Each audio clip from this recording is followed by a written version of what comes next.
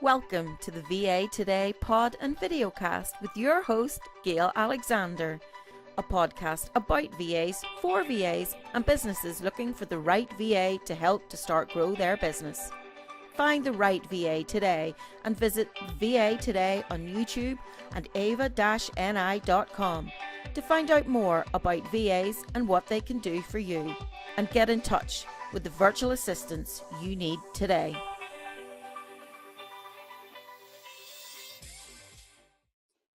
Hi everyone, it's Gail here from the VA Today, and today I'm joined with Amanda Johnson. Sorry, should I say the awesome Amanda Johnson from Virtual Assistants Coaching and Training, or VACT as everyone knows it.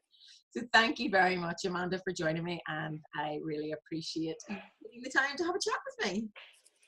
That's all right. Thank you for having me, Gail. I really appreciate it. You're welcome. So probably a lot of the audience here is going to know exactly who you are. So I thought we'd just maybe start with your sort of work history and how you became to be, in fact, a trainer and a coach and a mentor. You were previously a virtual assistant, and before that, you're quite a while in the Royal Navy. So salute to you. So how did you come about, and why did you want to become a VA? And I've seen a little bit of what you've written, and it was personal, and I can understand that for a lot of people. But if you want to explain maybe in a bit more to why you became and wanted to become a virtual assistant.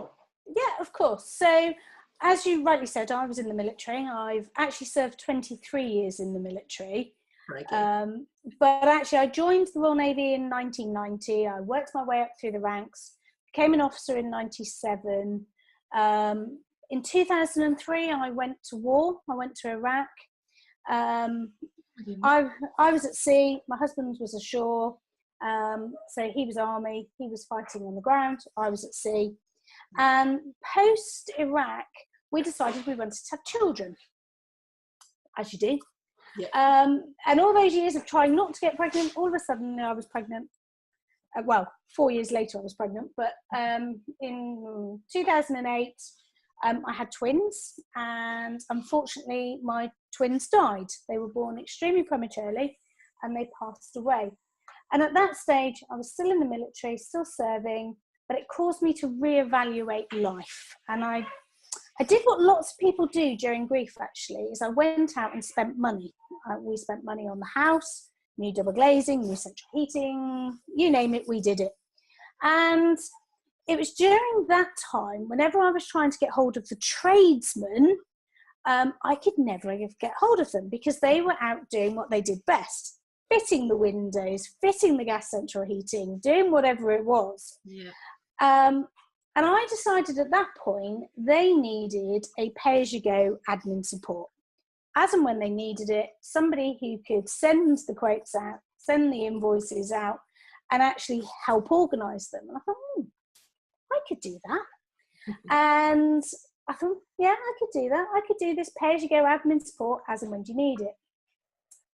Fast forward a couple of months, I had to go back to the military because I was on a contract and I was not very far off my pension. So this idea got shelved. And it sort of got put to one side, left it there, went back to the military, doing my job and all those things.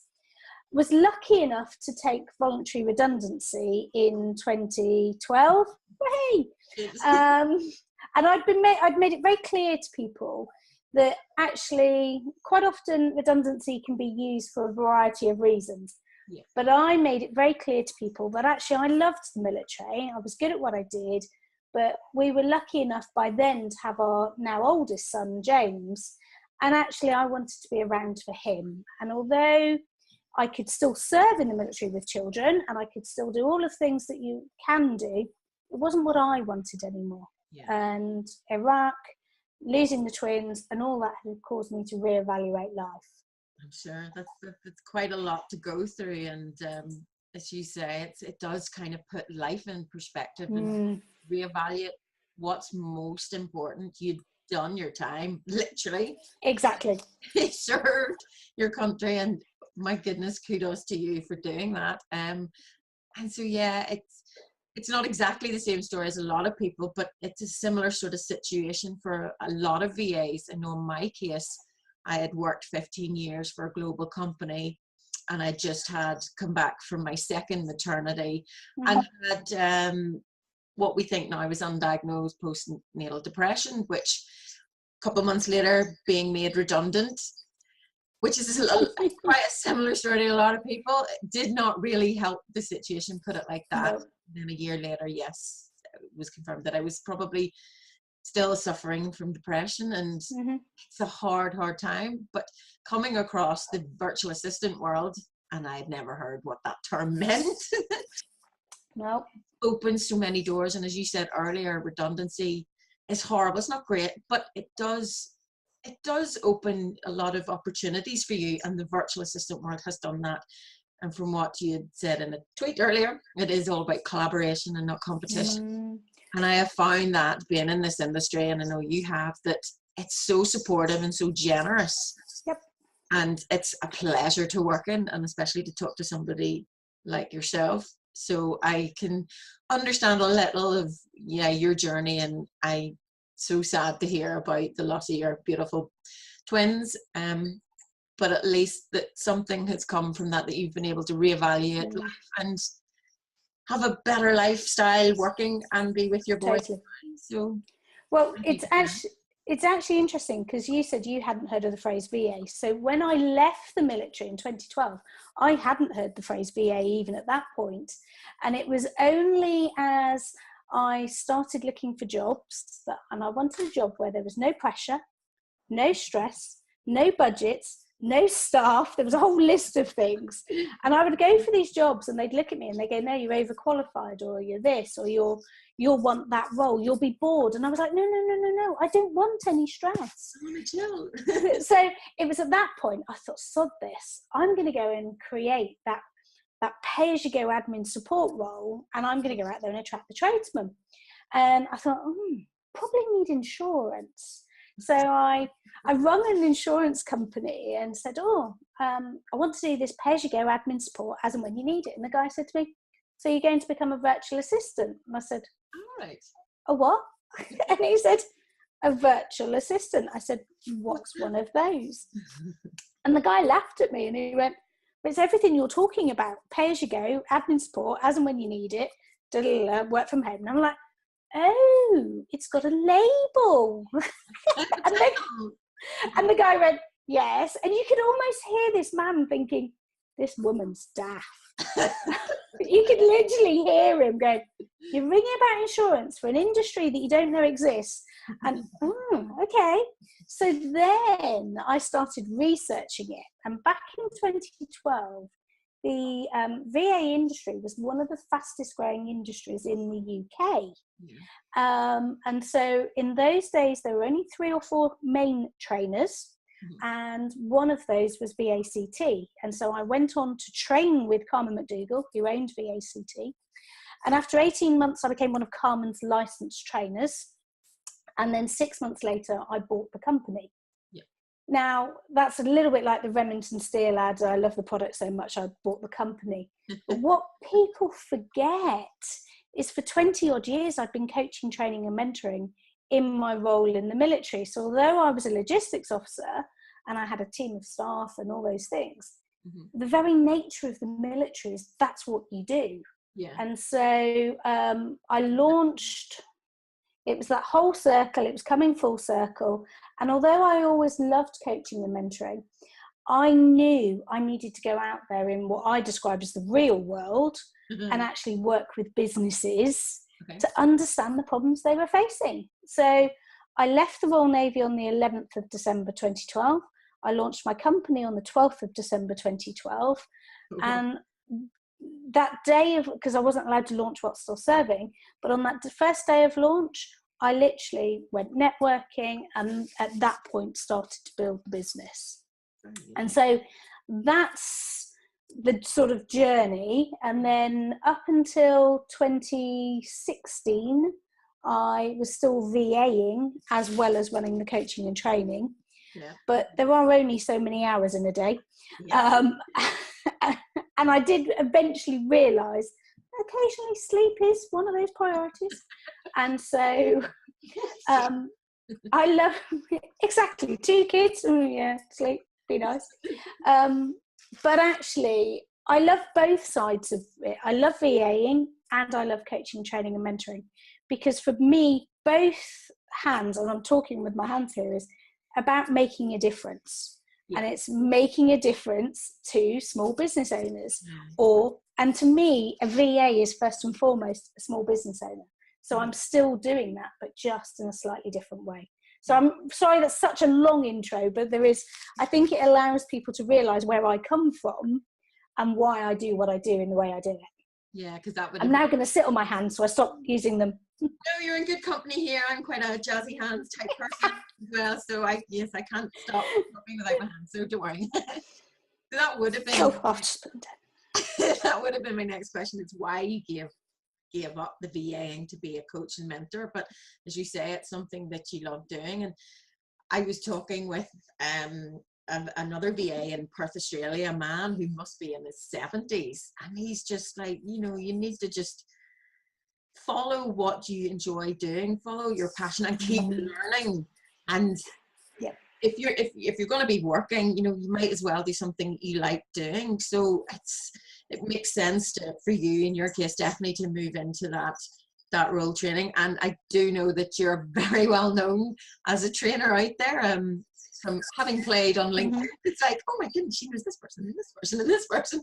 So you're obviously really good at what you do, and the resilience and the strength of character to move from what you did into this and just go out on your own and build it and slowly build it. It takes, as you say, as a small business, it's a lot of courage as well. So congratulations to you. I'm really excited to be able to talk to somebody like you, because I'm still building myself.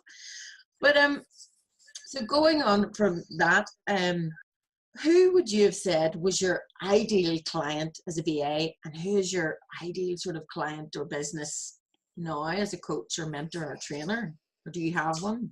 Okay, so ideal client when I was VAing was somebody who understood the concept of outsourcing.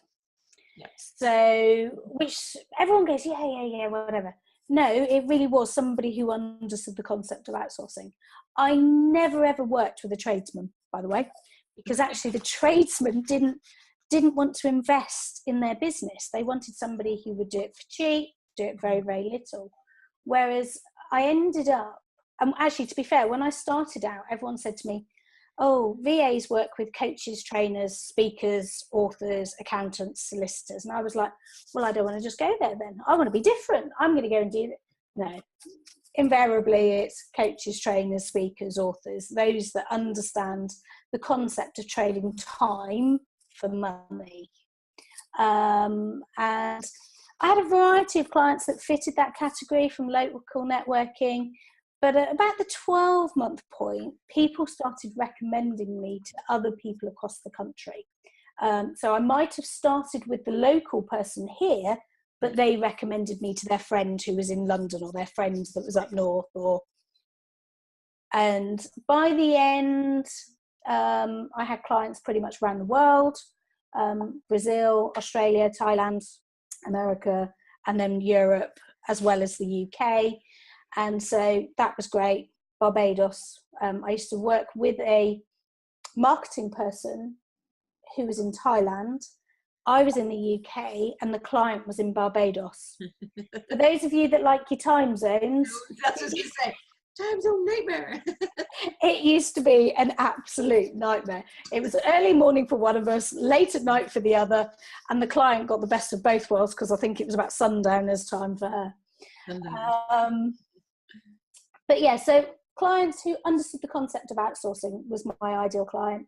I never ever went, everyone says, oh, go for the industry you come from. Well, the military don't use VAs, so actually I could never do that. Yeah. And actually, I loved the fact that all the different industries came with a different set of challenges or a different set of tools, and every day's a school day. You learn new things from all of them.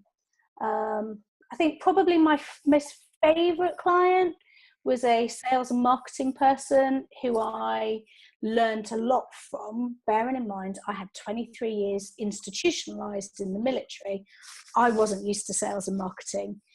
And so I learned a lot through that. I learned how to sell well and how to sell bad, i.e. that pushy sale wasn't for me. It's about building the relationships. And I learned a lot from there. As the VA coach or trainer or mentor, actually I work with people who are fairly young, who are looking to make this their complete career, so quite very early doors, through to people like yourself and myself, that 30-something lady with young children who's trying to juggle. I wish I was 30-something. Oh, please don't tell me you're in your 20s now and I've really made a mistake. But no, go the other way. But do you know what I mean? I tend to work with people who are very early doors coming into the admin industry, people who are 30-something with young children who are trying to create a second career. And it is very much a career, but it's a career that's going to build and grow with them and their family. And then I work with maturer ladies, or people with teenage children who come with a completely different set of challenges. And then I've got, over the last 2 years, I've probably worked with about 15 ladies who were late 50s up to middle 60s, who don't want to give up, don't want to stop working because they still want to earn some money, still need their brain to keep ticking over, and actually don't want an industry or don't want a business where they have to be in it 5 days a week. And quite often those ladies want the flexibility to help their grown-up children with their children, which is really sort of so that grandparent care sort of thing. It's like, oh, okay. Does that really answer your question? I don't know. It's wide and varied. It does, because it gives an idea of the broad variety of virtual assistants that are out there. Because the guy like Terence PK that I was talking to today, he was saying exactly the same thing. You know, learning something new all the time. You need to keep on your toes, you keep your brain fresh. And I'm like, well, it's not just people in your sort of age range. It's, you know, everyone really needs to do that. And it makes it exciting because it's something different every day. You know, you don't have the mundane, constant, repetitive task day in, day out. And it is global. I like the last interview I did before Terence was a lady in Madeira, and she was the only VA in Madeira. So it's funny that you say that when you were looking to become a VA that you didn't know it, but when you were going to get insurance, the insurance broker knew that. And it's still, even though there was such a growth from 2012, I still find, maybe outside of the UK, but in Ireland certainly, and other parts of the world, the VA industry is still not that well known. And anyone that I've spoken to, and it is predominantly women, they're wanting to find that flexibility for whatever reason, if it's to work with young kids like myself, or slightly older, more mature ladies or men, because they want to do part-time work to keep their brain ticking over, as they would say, or even another lady that wanted to travel, so go and live in a different country. So it just shows that the VA industry is vibrant, it's so diverse, and it offers such a lifestyle and a working lifestyle that's amazing, I think. You're learning new skills and new tools every day. You mentioned about the one in Madeira. I've got one in Luxembourg, who was the first in Luxembourg. 3 in Greece, who were the first in Greece. You're getting all the firsts. I know, it's brilliant, but it comes with a completely different set of challenges. Yes, that's right. And I describe them as trailblazers in their country, because they're not only having to set up a business and be the business owner, they're constantly having to describe who they do and who they support and how they do it and where they are. And some of them, when they suddenly get their client in their own country, it is like, oh, I'm not wasting my time. And we all have doubts when we're business owners. None of us would be perfect if we sort of said, oh no, I've never ever doubted. Of course, there's always a niggle. Oh, is this right? Is it right? And so when they start getting clients in their own country, I'm like, yes, we're beginning to make a difference. We're beginning to make an impact. It's like it's not only are they building their tool, but they're educating the business world Totally around. And she say every different country comes with their different challenges. Talking with Linda in Madeira, she was saying how she works with clients in France, and then I was saying how in previous jobs we worked with people in America and India and Japan, and how the different business cultures are very different, and even having to learn that how the way things are done, the hours you maybe do, how you speak, the terminology is so different. So that's another thing that people need to learn. And so talking about things that virtual assistants need to learn, what would you say for a new VA or even an experienced VA? What are the key things that they really need to learn first to become a virtual assistant? And I'm going to take notes here.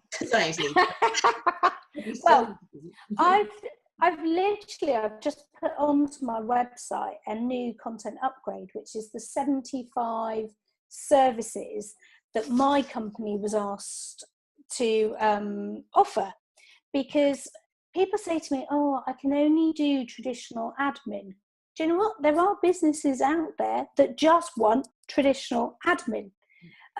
Or people say to me, oh, I want to support people in their personal lives. And others will go to me, oh, I don't want to do that. And I'm like, it's about what's right for you.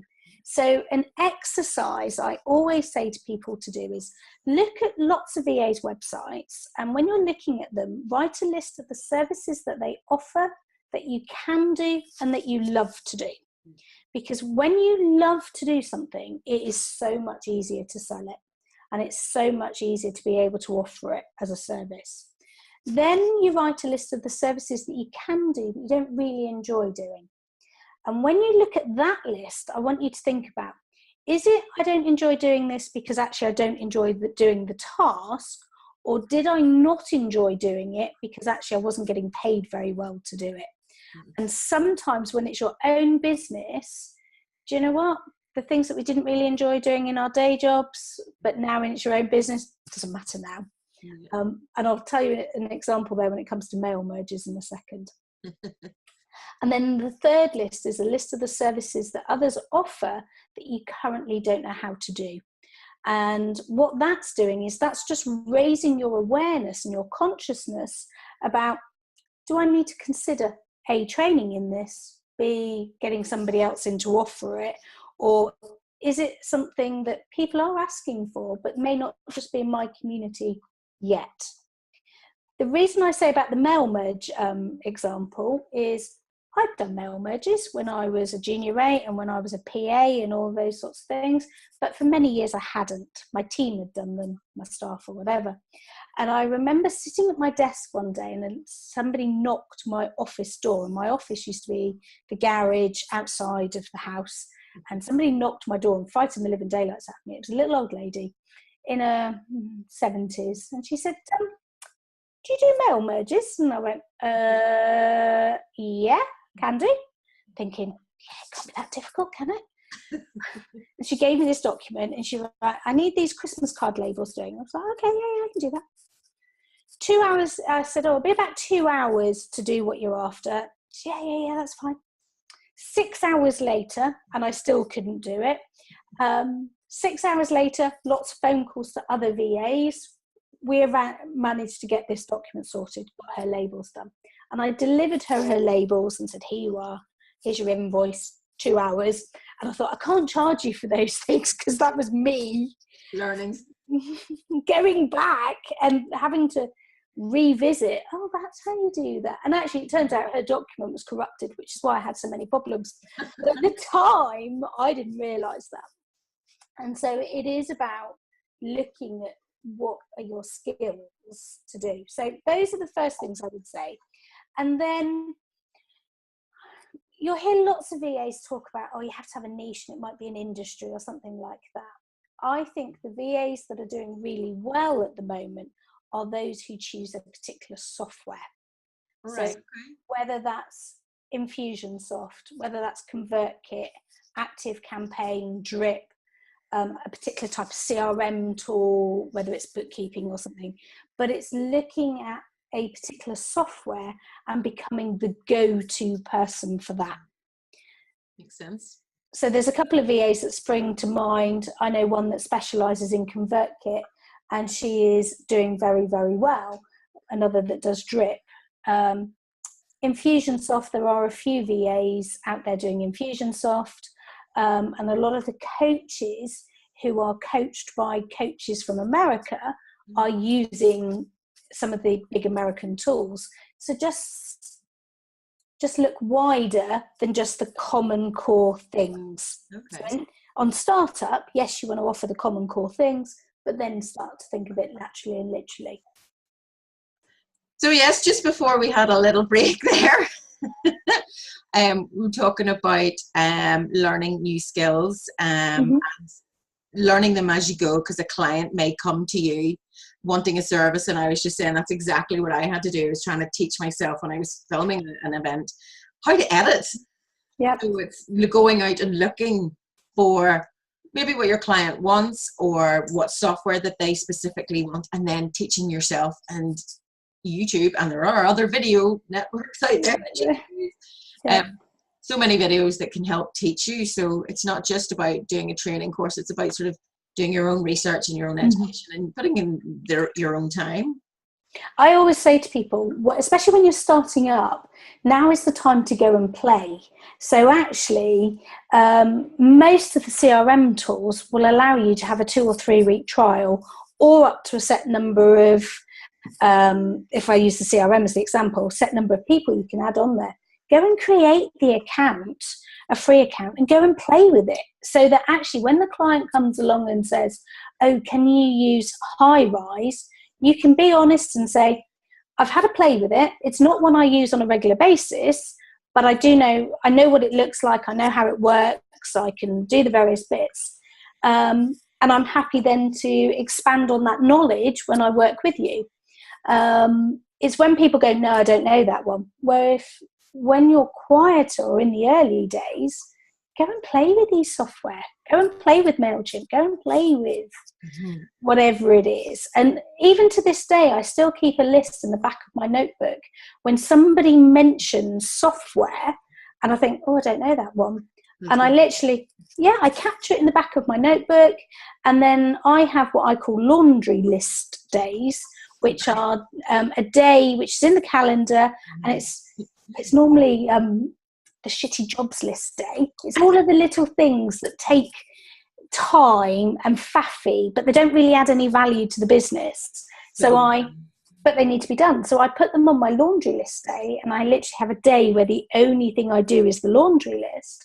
Okay. And that'll be when I go and play with one of the software that I didn't quite know, or so that's a nice part of that day. Yeah. I was thinking you were actually going to do the laundry, and I'm just thinking you want to see, I have a really nice big fancy room. It's a laundry room, and it's just, I never do ironing. But anyway. No, laundry list day is what I call the itty bitty jobs list. So it's the things that have to be done, like laundry, but they're not necessarily fee earning, or they're faffy, or they're sort of, it's like going in and checking all the links on your website, those sorts of things. It's like, oh, I really need to do that. I quite often put a nice bottle of wine in the fridge for the end of laundry list day. Good piece of advice. Because I need a reward for getting all the itty bitty jobs done. True, you do. You need a pat on the back and a reward. Otherwise, what's the point sometimes? Exactly. Like that a lot. Amanda says drink more wine. Yeah, no, don't do that one, okay? Yes, quite a few industries will probably start hiring you now. So I was just going to say, I'm just to check my notes now, because that sort of break in the video did throw me a little bit. But yes, so yeah, there was one question that says, well, what difference or why is it important even to have a coach or a mentor? And I know this from just general business training, but why would you say, a VA, once they get established and they have the time and maybe a bit of the money or the resources and the network, Why do you think it's a good idea to have a coach or a mentor? I think the big thing with a coach or mentor is it doesn't actually have to be a VA one. And so, okay, I am a VA coach and mentor. I actually work with lots of other businesses too, but my speciality, if you want to call it that, or my niche, is supporting PAs, EAs and VAs. Why work with a coach or mentor? I actually quite often describe 4 little examples. It's about brainstorming brilliance. So actually, sometimes if you are wanting to get to the next level, we get very stuck doing what we do because it works. And sometimes you need an outside person who's almost that safe and steady pair of hands to come along and sort of just push you outside your comfort zone.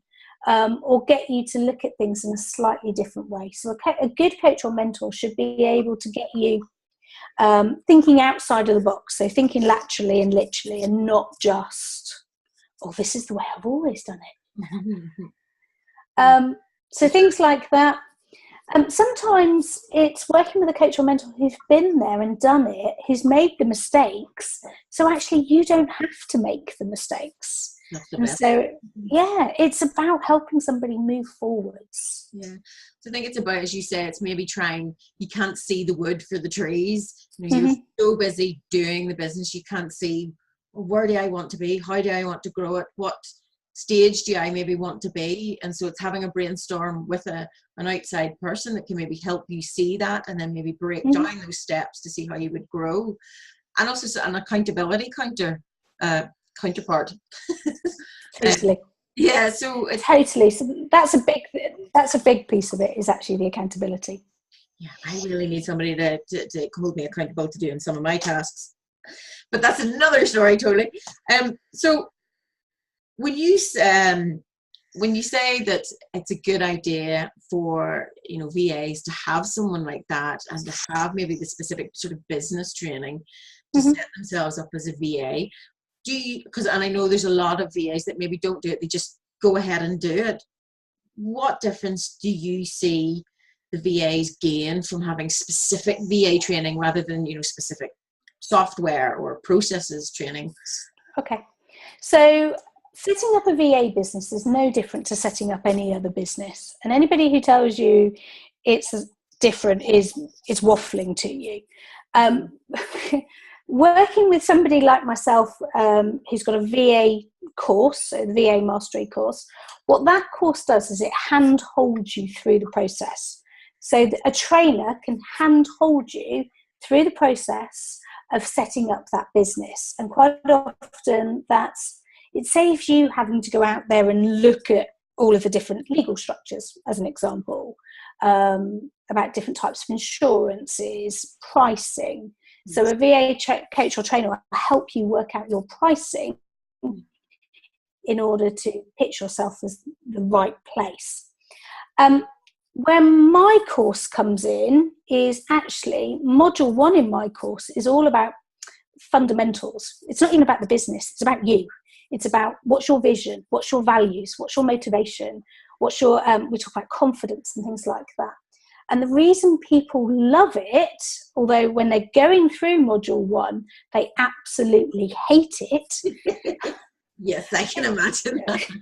Is because at the end of it, what we've done is we've put the basic fundamentals in place. Yeah.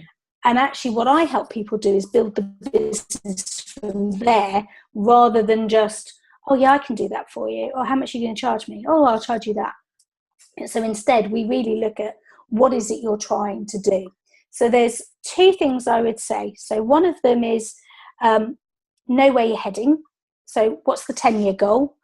And thinking big picture. And sort of don't overanalyze it. What's the 10-year goal? What's the 5-year goal? And just sort of capture those points. Then what's the 3-year goal? And start to put a little bit more flesh on the bones. And then the 12-month goal.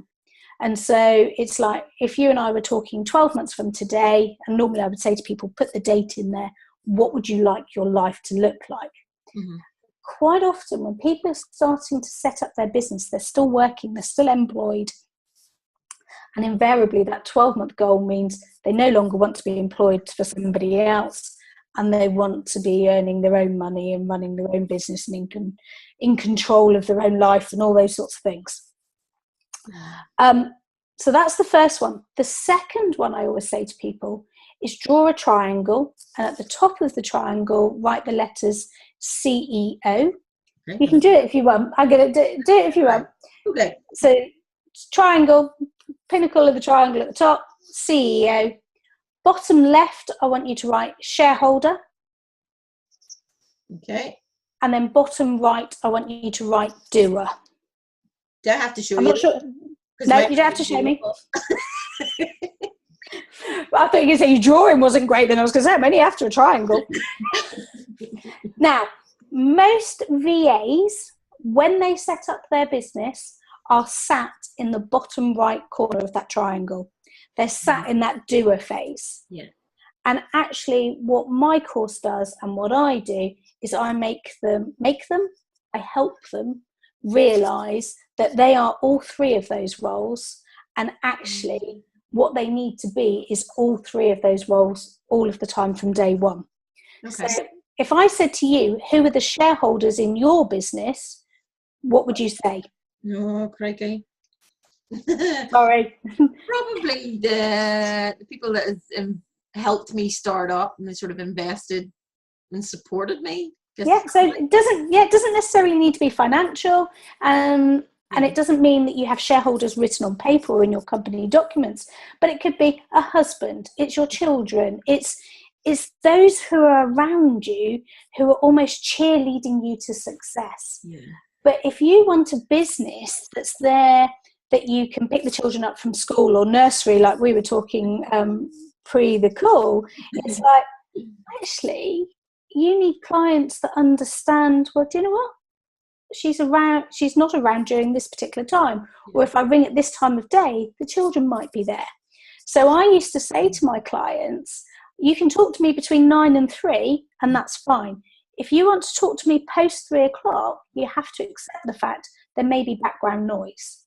And so if you don't want background noise, don't ring me post 3 o'clock. And I used to be very clear to them that was one of those things. So I think I've given you quite a long answer to your question of why work with somebody like me, but it's about taking it back to basics and fundamentals. I think what's good thing about that is because in essence, you're really selling yourself. You are the service. And so you really need to know the why. So in marketing terms, when you're going to market your business, you're marketing yourself. And so you really need to know the why. And doing that kind of an exercise will help you find it. As hateful as it is to look into yourself and go, oh, crikey, what are these? It is the best way to start, because once you know that, well, then you can move on to the what and the how. Yeah. And it changes. It does change as well. And I always say to people, every 6 months, you need to revisit, actually, why am I doing this? Am I hitting? I had a mentoring call with a one-to-one client this morning, and she was like, we were talking about whether she was in control. She wanted to be in control of her life. It's not about being in control. It's about creating the life that will give you the vision that you're trying to work towards. Yeah. It's not about controlling your life shift, and it's a big difference. And yeah, it's good fun though.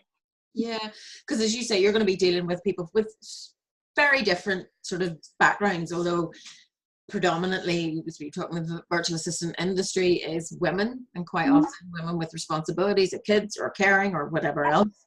And so it is creating that job that suits you and the job you want, and it allows you to do that. And as you were saying about getting clients that understand what outsourcing is, but also the terms that you work by, and you don't need to be afraid to do that. I do set my hours as I can work from this time, but I only work to this time in the afternoon because I can't, and there's no point trying to sort of pretend otherwise to the client, because it won't help you and it won't help the client, and it just looks bad and unprofessional. So don't even be afraid to do that, because clients will understand, and quite often they don't need you full time anyway. That's why they're looking. That's why they're outsourcing.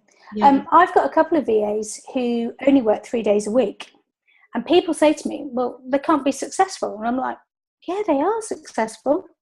They're award winning. Some of them have won awards, but B, they are running their business in a way that suits them. Yeah. And so they're happy and they're earning what they want to earn. Now, there's that difference. I had a conversation with somebody one day and they said, I want to earn about 5k a month and I only want to work 15 hours a week. And I was like, okay, those two don't go hand in hand easily, okay? There needs to be a reevaluation of what it is you're trying to do. But if you only want to work 15 hours a week, you can work 15 hours per week. But you have to realise that the income level that you're going to earn on 15 hours is very different to if you were working 30 or 40 or more. Everyone wants that job. Exactly. Yeah, that's quite an ask. I'd like that one, I don't know. Yeah, definitely. So you've worked with a lot of different people, a lot of VAs, and you say outside of the VA industry as well. Do you see any difference or any real reason why you have to stick with the name virtual assistant or with PA or with executive assistant, consultant, freelancer? Does any of that make a difference, or is it really specific to your client and the industry that you're working for? Exactly.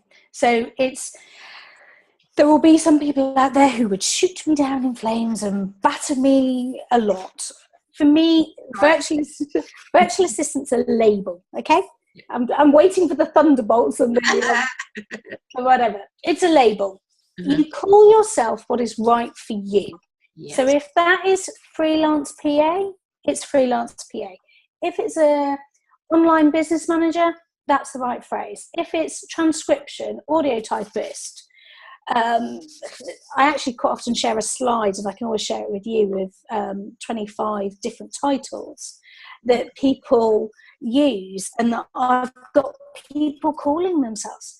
Call yourself what your ideal client is going to look for. Yeah. So if you want to, so when I set up my VA business, my VA business was called Your Executive Secretary. And that's because I envisaged my ideal client being a man in his late 50s who was used to having a secretary. No. Exactly. But that's, if you remember though, I had left the military where senior officers tended to be male, over 50, and used to having a secretary. Nice. And so, exactly. And then it was only when I got to the real world, I went, okay, it doesn't work like that.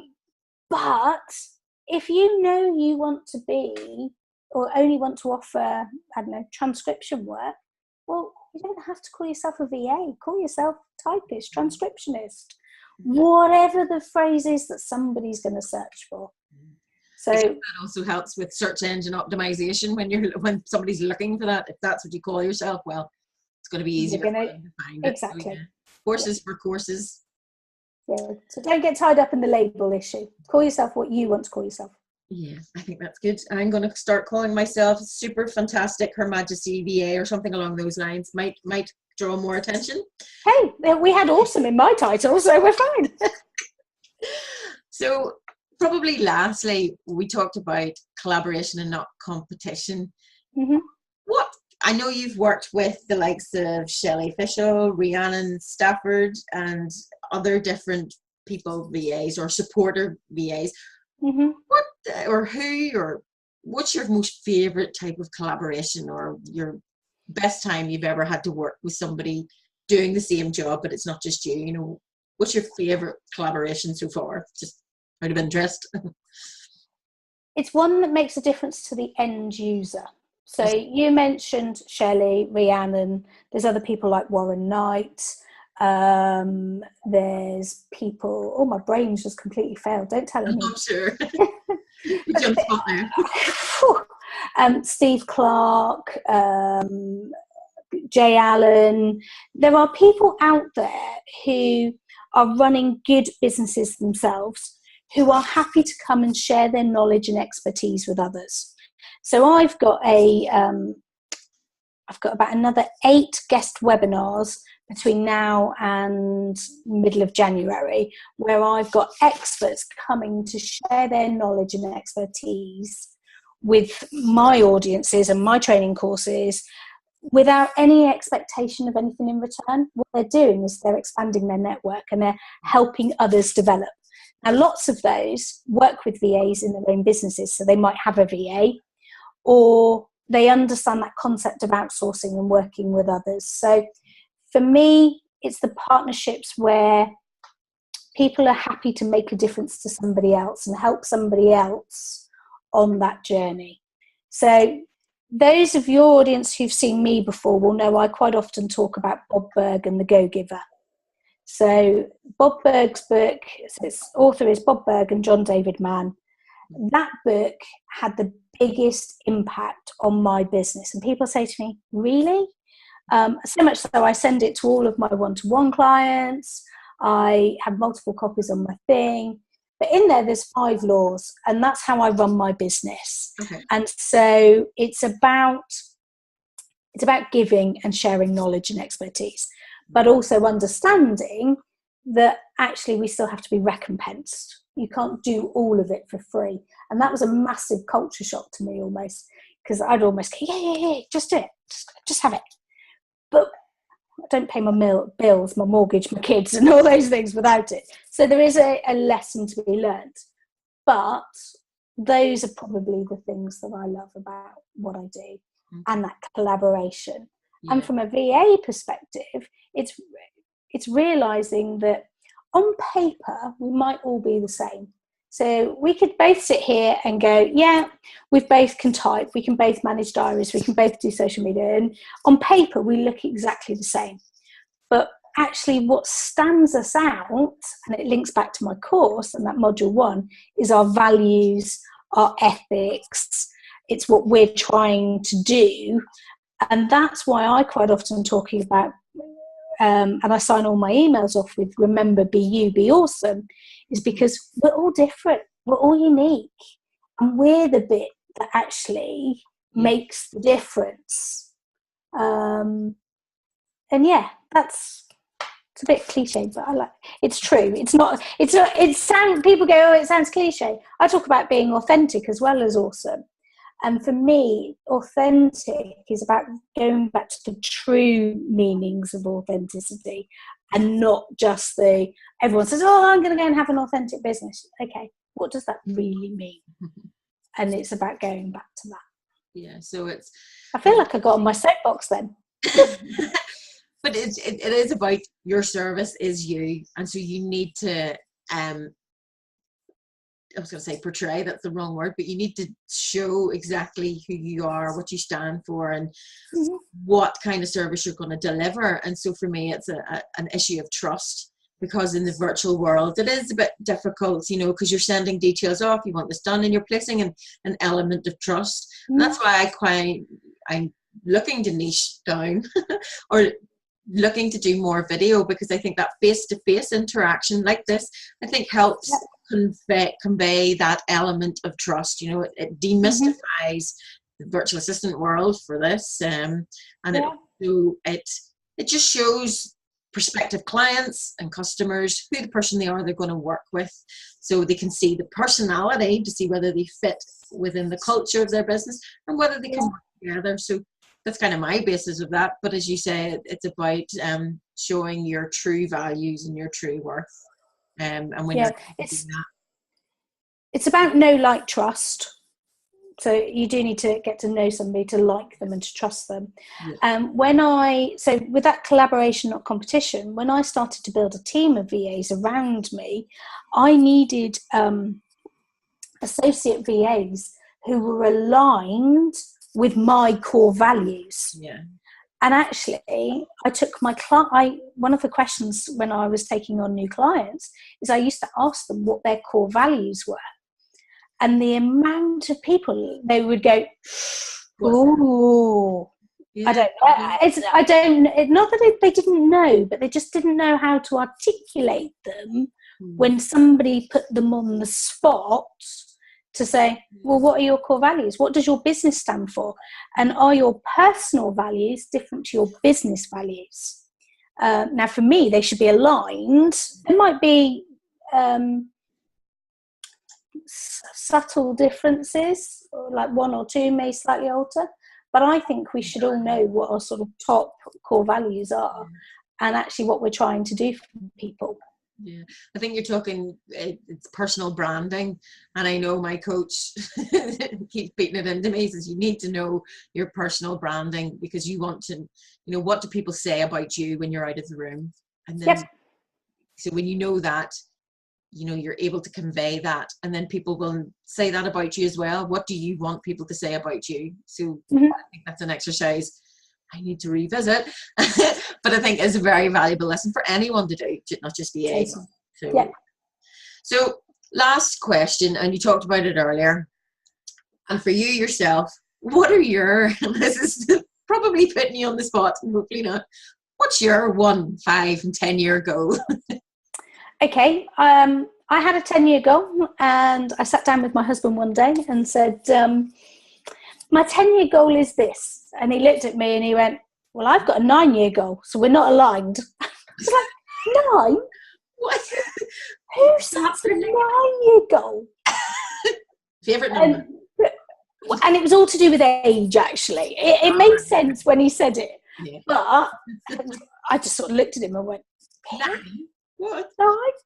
So 10-year goal is all to do with our family and things like that, in all honesty. So it's my children in 10 years' time will be 18 and 14. So the 10-year goal is very much aligned to my family. And I'll leave that there if that's okay. Yep. Right. 5-year goal. 5-year goal. Carry on. Okay, so oh, bless you. Okay, so my 5-year goal is to carry on doing more of what I'm doing. So helping UK-based VAs, Europe-based VAs.